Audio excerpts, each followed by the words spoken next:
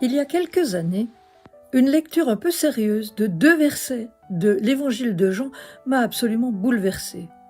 Il s'agit du message que le Christ transmet à la Magdaléenne au moment de la résurrection.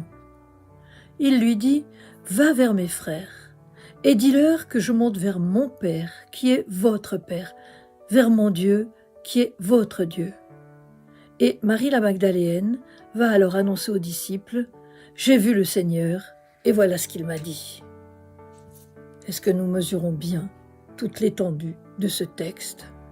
Parce que, oui, le Christ s'adresse à une femme et l'envoie en mission pour annoncer la plus fantastique des nouvelles.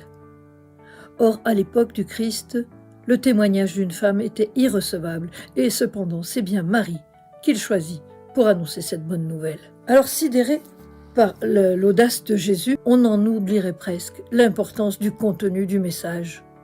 Parce que dans ce message, non seulement il l'envoie en mission en lui disant « Va vers mes frères », mais tout le contenu est important puisqu'il lui annonce qu'il est notre frère et que nous n'avons qu'un seul Père qui nous rend toutes et tous, fils et filles, de ce Père.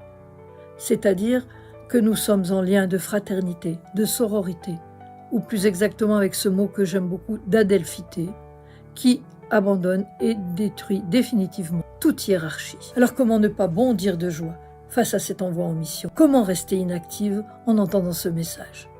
Parce que oui, les femmes, comme les hommes, sont appelées à transmettre et partager la joie de l'Évangile. Et oui, chacune et chacun d'entre nous est invité à porter le Christ en soi et à communiquer sa parole comme l'avait fait Marie, la mère de Jésus, à partir d'un oui qui n'a demandé la validation de personne, ni d'un père, ni d'un mari, ni d'un frère, ni même d'un maître, pour nous faire bénéficier de la bonne nouvelle.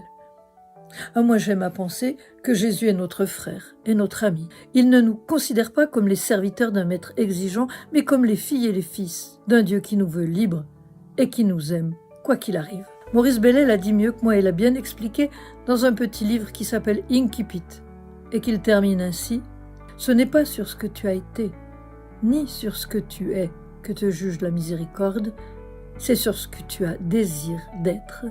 Il n'y a pas d'homme condamné. » C'est dans cette confiance que je puise la force de dire oui à la vie et que je trouve l'énergie de vouloir sans cesse témoigner de la joie de l'Évangile et transmettre sa parole.